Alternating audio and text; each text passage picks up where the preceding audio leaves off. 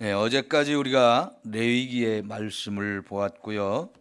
오늘부터 이제 새롭게 누가복음의 말씀을 보는데, 누가복음의 말씀을 보는 데는 두 가지 이유가 있습니다. 첫째는 레위기의 말씀이 구약 성경에 굉장히 중요한 말씀입니다. 그리고 그 말씀이 오랫동안 유대인들의 삶 속에 깊이 뿌리를 내렸고요.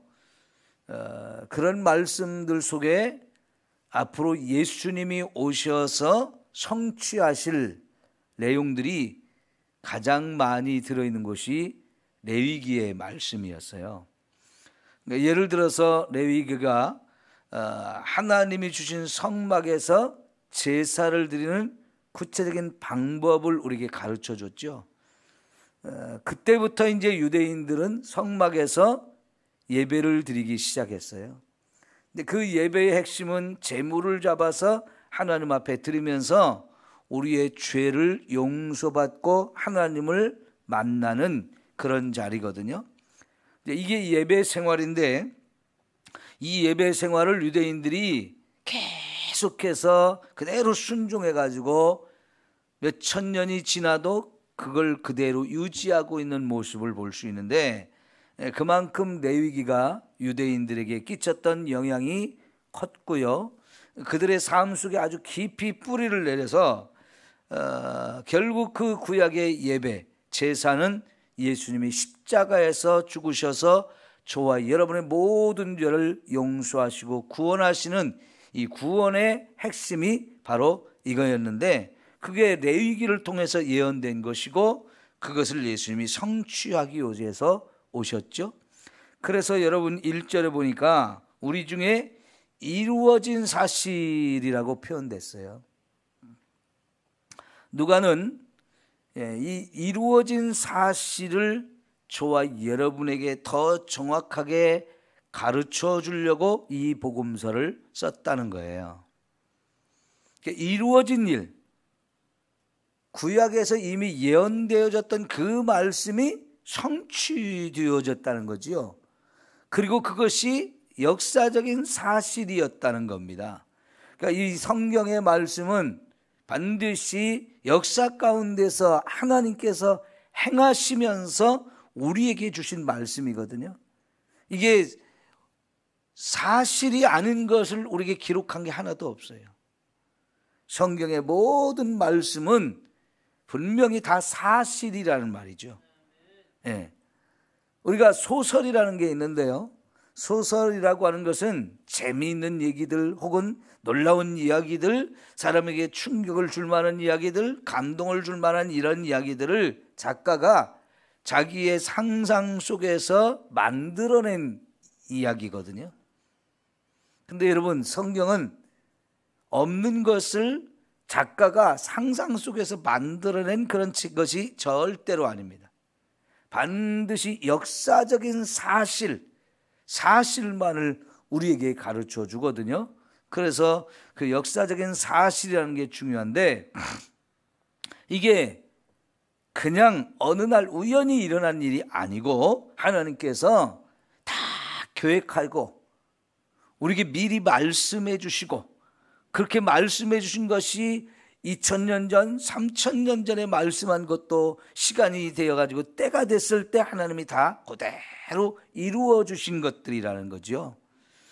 그러니까 어제까지 우리가 구약의 레위기의 말씀을 읽었다가 오늘 누가복음의 말씀을 보는 그 첫 번째 이유는, 이렇게 레위기에서 이야기하셨던 일들이 예수님을 통해서 성취되는 것을 우리가 확인해 보려고, 그래서 누가복음을 보는데요, 앞으로 누가복음을 보면서 구약에 성취되어지는 부분들을, 구약으로부터 계속 이어져 내려오는 부분들을 우리가 살펴보게 될 거고요. 두 번째는 뭐 비슷한 얘기인데, 우리는요 신앙생활을 할 때 예수님을 계속해서 알아가는 게 너무너무 중요해요. 우리가 믿는 분은 예수님이잖아요. 그 예수님을 통해서 하나님을 아는 거고요. 그래서 신앙생활 하면서 계속해서 우리는 예수님을 알아가고 또 알아가야 돼요. 그래서 에베소서 같은 데 보면 우리가 예수님을 알되 예수님의 깊이와 넓이와 높이와 길이 이런 것을 계속해서 알아가야 우리의 믿음이 장성한 분량에 이른다 그랬죠. 그래서 우리는 끊임없이 예수님께로 다시 돌아와서 예수님을 알아가고 예수님이 어떤 분인지, 저와 여러분에게 얼마나 엄청난 은혜와 사랑을 베풀어 주신 분인지를 다시 깨닫고 예수님을 다시 만나는 거, 이게 매우 매우 중요합니다. 그래서 성경의 다른 것을 보다가도 또다시 복음서로 돌아오고 또다시 복음서로 돌아오는 것이 매우 매우 중요합니다. 그래서 제가 우리 교회에서 목회를 하는 동안에는 복음서가 4권밖에 안 되지만 반복해서 또 보고 할 거예요. 여러분이 계속해서 예수님을 더 많이 알아가는 그런 은혜가 있기를 축원합니다. 이 누가복음은 말 그대로 누가라고 하는 사람이 있었어요. 누가는 유대인이 아니고 이방인이었습니다. 이방인 중에서 이 성경을 쓴 사람 유일하게 누가예요. 신약 성경이 27권이 되죠. 그 27권의 성경이 다 유대인들에 의해서 쓰여졌고요. 구약 성경은 더더욱 말할 것 없이 다 유대인에 의해서 쓰여졌죠.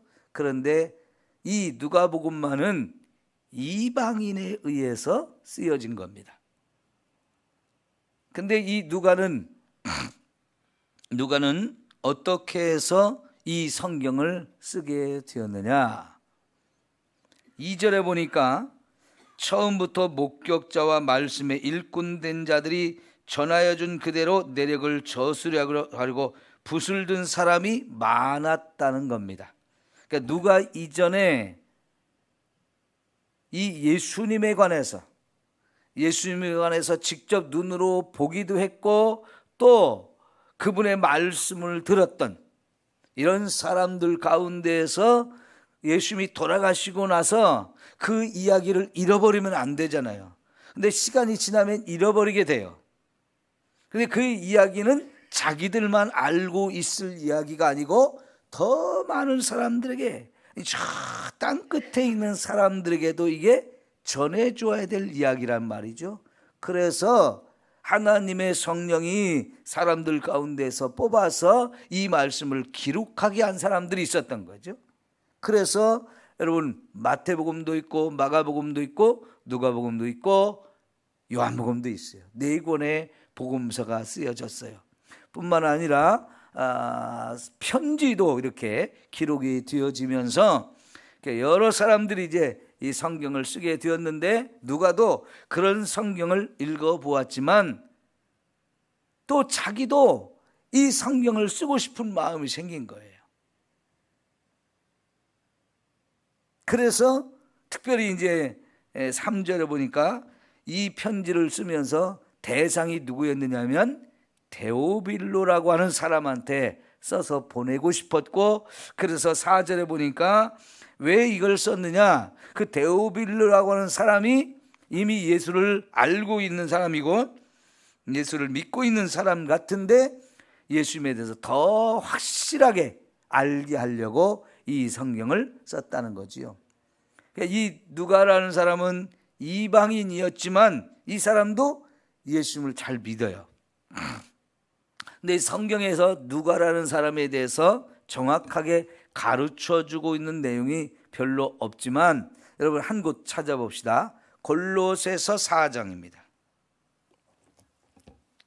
신약성경 저 뒤쪽으로 가서 우리가 주일날 보던 데살로니가 전서 바로 앞에 골로새서 4장 14절입니다.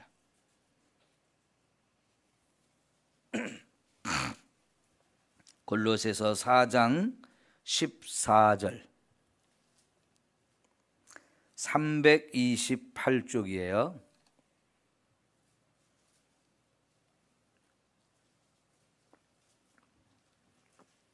골로새서가 어디가 있는지를 못 찾으시네요. 328쪽 골로새서 4장 14절 말씀 시작. 사랑을 받는 의사 누가와 또 데마가 너희에게 문안하느니라. 바울이 골로새 교회 성도들에게 편지를 보낼 때 바울 옆에 누가 있었다고 그래요? 의사 누가가 있고 또 데마라고 하는 사람도 같이 있다는 겁니다. 그런데 지금 이 골로새서는 어디에서 쓰고 있느냐? 바울이 로마 감옥에 갇혀 있을 때 쓴 성경이에요. 바울이 복음을 전하다 로마 감옥에 갇혔는데 그때에 바울의 곁에 있던 사람이 의사인 누가였다는 거지요. 많은 사람이 함께 있지 않았어요. 그런데 이 누가라고 하는 사람이 언제나 바울을 함께 따라다니게 되었는데요. 그것이 어디서부터 그랬느냐면 사도행전 16장부터 이 누가가 함께 바울을 따라다니면서 선교에 동참하고 같이 선교의 일을 했던 것을 볼 수 있는데요. 이 누가라고 하는 사람이 의사라고 나오죠. 의사. 바울이 굉장히 사랑하는 의사. 그리고 지금 바울의 선교 여정에 같이 동행하고 있는 사람. 다른 사람이 다 떠나도 바울이 옥에 갇혀 있을 때도 함께 해준 그런 사람이라고 이렇게 기록을 하고 있어요. 그러니까 이 누가라는 사람이 누가복음과 사도행전을 기록했는데요. 여러분 누가복음 오늘 우리가 읽은 부분이 굉장히 복음서 중에서도 독특하게 시작하고 있는 부분이거든요. 이것을 서문이라고 해요. 서문. 누가복음의 이 첫 부분 1절부터 4절까지를 서문이라고 하는데요. 어떤 글을 쓰면서 서문을 쓴다고 하는 것이 이 성경에서는 없는 형식이에요. 성경에서는 이런 서문 형식이 없습니다. 이런 형식은 그 당시 로마 사람들 중에서도 글을 잘 쓰는 사람들이 글을 쓰면서 사용하던 첫 방식이 이런 방식이었는데 누가는 그런 그 당시 많은 문학가들이 쓰는 서문의 형식을 가지고 이 편지를 쓰고 있어요. 누가는 그만큼 공부를 많이 하고 똑똑한 사람이었다는 겁니다.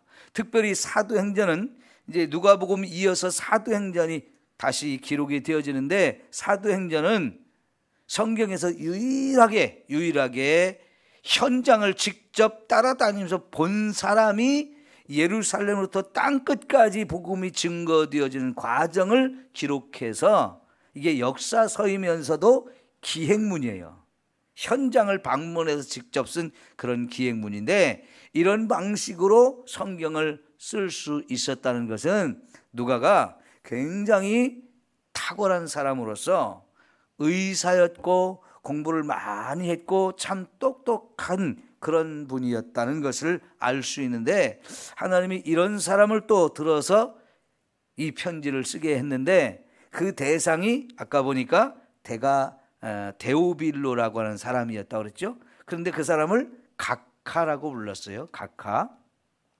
이 사람이 정확하게 누구인지도 몰라요. 데오빌로라고 하는 사람이 정확하게 누구인지는 모르지만 그 뒤에 각하라고 하는 말을 붙인 것은 뭐냐면 이 사람이 당시 로마 사회에서 상당히 높은 고위 관직을 가지고 있는 사람이었을 거라고 우리가 생각을 하는 겁니다. 그런데 이름이 데오빌로예요. 데오빌로. 이거는 두 개의 단어가 합해진 단어인데요. 하나는 데오스, 하나님이라는 뜻이고요.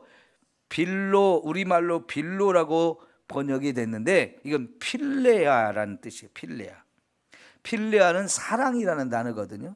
여러분 사랑이라는 단어 네 가지가 있는데 그중에 여러분이 세 가지를 알고 있어요. 하나는 아가페, 하나는 필레오, 하나는 에로스. 이런 세 가지 단어를 여러분 많이 들어봤잖아요. 그 중에 하나 필레아인데, 요 데오필로라고 하는 말은 하나님을 사랑하는, 하나님의 사랑, 이런 의미가 있거든요. 그러니까 이름을 이렇게 지었다는 얘기는 하나님을 믿는 사람이었기 때문에 이렇게 지었을 수도 있고요. 아니면 그냥 당시 그리스 로마로 계속 이어지던 이 그리스 로마 사람들이 많은 신을 섬겼는데 그 신의 사랑을 받는 자, 신을 사랑하는 자, 그렇게 해서 부모가 지었는지는 정확하게 우리가 알 수가 없어요. 그러나 이 사람은 이미 알고 있는 바가 있었고 더 확실하게 하려고 이 성경을 썼다는 얘기인데요. 이미 예수님을 믿는 사람이었던 거예요. 그래서 그가 예수님을 알고 있어요. 그렇지만 더 정확하게, 더 확실하게 알게 하려고 이 편지를 썼다는 겁니다. 이 하나님께서 이렇게 복음을 잘 모르거나 알기는 알지만 아직 부족함을 가지고 있는 그런 사람들, 특히 이방인들에게 이 예수님에 대해서 가르쳐 주려고 이 편지를 썼다는 얘기입니다. 그래서 이 서문의 형식은 누구에게, 무엇을, 어떻게, 왜, 이런 목적을 가지고 이 성경을 쓰고 있다는 것을 이 서문에서 쭉 설명을 하고 있거든요. 여러분, 자, 그래서 1절은 무엇을 쓸 거냐 했을 때 우리 가운데에서 이루어진 사실을 기록하고 있다는 거죠. 우리 가운데에서 이루어진 사실. 그런데 그것은 처음부터 목격하고 말씀의 일꾼이 된 사람들에 의해서 이미 쓰여진 책들이 있었다는 거고요. 누가는 그것을 자기가 다 읽어본 거예요. 그러니까 이 사람은 이미 자기보다 먼저 마태복음과 마가복음 이런 성경이 쓰여졌고 또 다른 편지들이 쓰여진 것을 이 사람이 알고 있어요. 그런데 그럼에도 불구하고 아직도 더 쓰여져야 된다라고 생각을 하면서 성경을 쓰고 싶은 마음이 있었는데 성령께서 감동을 주셔가지고 이 사람으로 하여금 성경을 쓰게 해주신 거죠. 거기다가 말이죠, 이왕에 쓰는 성경 1절에 있는 말씀처럼 사실을 기록해야 되잖아요. 사실을 기록해야 되는데 그러기 위해서 3절에 보니까 그 모든 일을 근원부터 자세히 미루어 살펴서 이 성경을 썼다는 거예요. 다시 말하면요, 여러분, 성령의 감동을 받아서 썼다고 했을 때 우리가 그 말을 좀 잘 이해를 했으면 좋겠는데요. 나는 가만히 기도만 하면 하나님께서 다 가르쳐줘 가지고 이 성경을 썼다? 그런 의미가 아닌 거예요. 그러니까 하나님께서 마태라는 사람, 마가라는 사람, 이런 사람들을 불러서 성령의 감동을 줘가지고 성경을 쓰게 하실 때에 이 사람들이 가만히 앉아가지고 하나님이 막 보여주고 들려주고 가르쳐 준 것만을 쓴 게 아니고요. 여기 있는 3절에, 2절에 있는 것처럼 이미 목격한 사람들, 그리고 그 말씀을 계속 전하기 위해서 막 열심히 일꾼이 되어서 또 뛰어다니던 그 사람들을 하나님이 불러서 이렇게 성경을 쓰게 해주셨다는 얘기죠. 그런데 누가는 예수님의 증인은 아니에요. 예수님을 직접 목격한 사람은 아니라고요. 왜요? 이방인이었으니까. 아마 이 누가는 안디옥 출신이었을 거라고 추측을 합니다. 왜냐하면 당시 안디옥에 유명한 의학대학이 있었다고 그래요. 그리고 그곳에서 의학을 공부해서 의사가 되었을 거라고 추측을 하는데, 당시에 이런 안디옥에서 의학 공부를 어떤 사람들이 했느냐면 노예 가운데서 좀 똑똑한 사람을 골라서 이 의학 공부를 시켰다는 거예요. 그 안디옥 출신으로서, 안디옥에 사는 사람으로서 노예 생활을 하고 있던 사람이 좀 똑똑하다 보니까 주인이 그를 가서 의학 공부를 하게 해줬는데, 나중에 이 주인이 안디옥에서 바울과 바나바가 거기서 복음을 전해가지고 안디옥이 굉장히 교회가 부흥했잖아요. 그리고 거기서 처음으로 선교사를 보냈지 않습니까? 그러니까 그때 당시에 안디옥 교회에서 이 누가의 주인이 예수님을 믿게 되고, 그래서 자기 종이었던 누가를 같이 교회를 데리고 다니면서 신앙생활을 하게 하면서 의학을 공부하고 나니까 노예를 해방시켜서 자유를 주었을 거라고 추측을 하는 거예요. 정확하게 우리가 알 수가 없지만 그 의사라고 하는 데 있어서 그런 추측을 좀 해보는 거고요. 이 사람이 안디옥을 떠나서 저 터키에 가서 살고 있다가 거기서 바울 일행이 선교하는 것을 보고 같이 합류를 해서 누가복음 사도행전 16장부터 누가가 바울과 합류한 그런 상황을 우리가 확인해 볼 수 있는데요. 그걸 어떻게 확인해 보냐면 누가복음 16장을 한번 찾아볼까요? 사도행전 16장.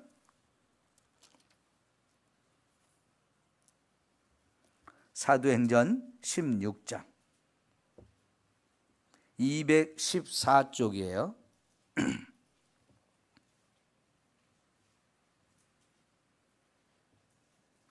214쪽 10절, 16장 10절 시작. 바울이 그 환상을 보았을 때 우리가 곧 마게도냐로 떠나기를 힘쓰니 이는 하나님이 저 사람들에게 복음을 전하라고 우리를 부르신 줄로 인정함이러라.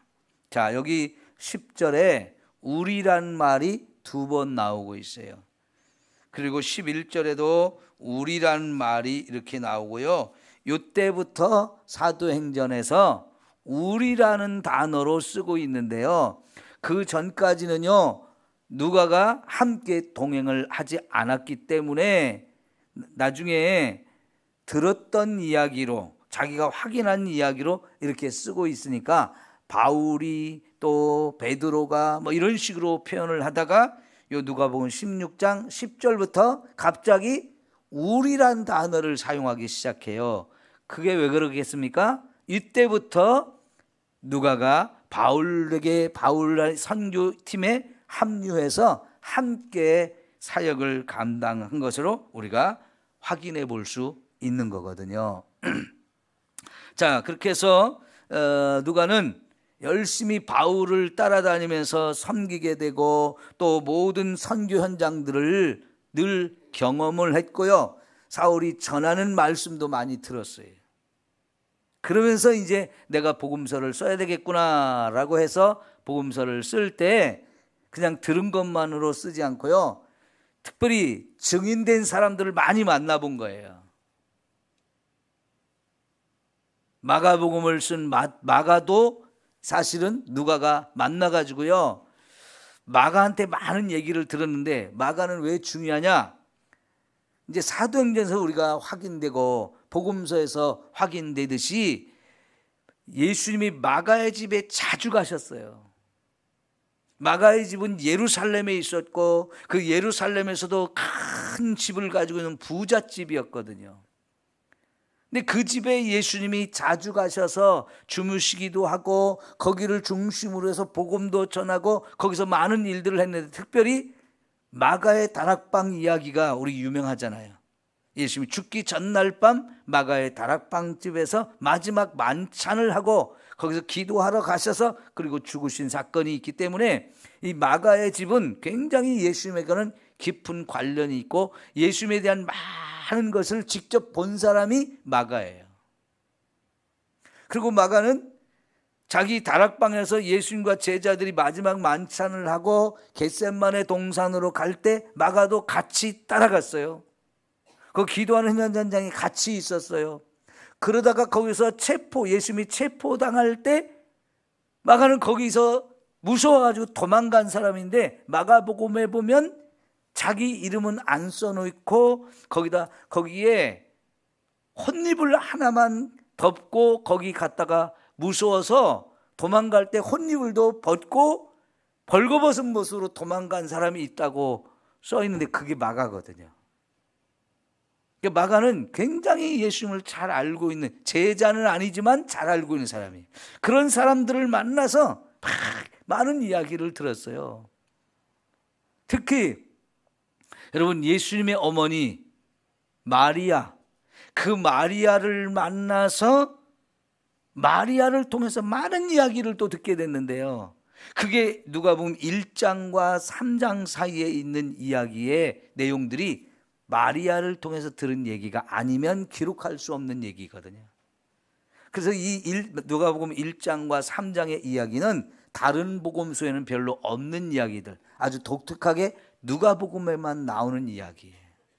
그리고 누가복음에는 다른 복음서에 없는 이야기들이 상당히 많이 기록이 되는데, 그런 이야기들이 정말 멋지고 아름다운 감동적인 얘기들을 많이 기록을 하고 있어요. 그래서 누가가 그래서 이 복음서를 쓰기 위해서 정말 많은 자료를 정리하고 현장도 가보고 또 많은 증인들을 통해서 듣고, 그러고 나서 이런 사람을 하나님이 선택해서 감동을 줘가지고 이 누가복음을 쓰게 했다는 얘기예요. 그러니까 여러분, 이 누가복음이 그냥 쓰여진 게 아니에요. 아니, 누가복음만이 아니고 모든 성경이 다 이렇게 쓸만한 사람을 하나님이 골라 뽑아가지고 쓰셨던 거죠. 많은 내용을 직접 보거나 듣거나 경험하거나 이런 걸 자료들을 정리하면서 여기에 열정이 있고 관심이 있고 헌신되어진 사람들, 이런 사람들을 골라서 뽑아가지고 하나님이 감동을 주고 성경을 쓰게 하셨다는 얘기죠. 그리고 무엇보다도 이렇게 해서 예수님을 다른 사람들에게 전해주고 싶은 거예요. 여러분, 오늘 말씀 이제 정리하는데요, 한마디로 정리하면 예수님을 제대로 알자는 거예요. 더 많이 알자는 거예요. 특별히 여기 계신 분들은 신앙생활 한 지 다 거의 오래되신 분들이에요. 그럼에도 불구하고 예수님을 새롭게 또 만나고 새롭게 더 알아갈 수 있기를 축원합니다. 그런데 그렇게 하는 이유가 첫째는 나 자신을 위한 것이지만, 나아가서 이 예수님을 알지 못하는 사람에게 전해주기 위해서. 그것이 우리에게 책임이거든요. 사명이거든요. 데오빌로라고 하는 사람이 예수님을 알고 있지만 더 자세하게 가르쳐주고 싶은 거예요. 더 정확하게 가르쳐주고 싶은 거예요. 그런데 그 데오빌로라는 사람이 이 한 사람만을 위해서 쓰여진 게 아니고, 사실은 그 사람을 비롯해서 이방인이면서도 예수님을 알지 못하는 사람, 또 이제 믿기 시작한 사람, 이런 이방인들을 중심으로 해서 이방인들에게 이 복음을 전해주고 싶은 그런 열정으로 이 복음서를 쓰고 있는 거지요. 여러분, 이 한 권의 책을 쓴다는 것이 그렇게 쉬운 일이 아니잖아요. 아무리 하나님의 성령에 의해서 감동받고 그렇게 쓴다 해도 책을 한 권 쓴다는 것은 보통 일이 아니에요. 제가 설교 한 편을 준비할 때마다 많은 시간을 쏟아붓고 연구하고 기도하고 묵상하고 하면서 설교를 준비하는데요, 그보다도 훨씬 더 많은 노력이 필요한 게 책을 쓰는 건데, 왜 그런다고요? 가르쳐주고 싶은 거예요.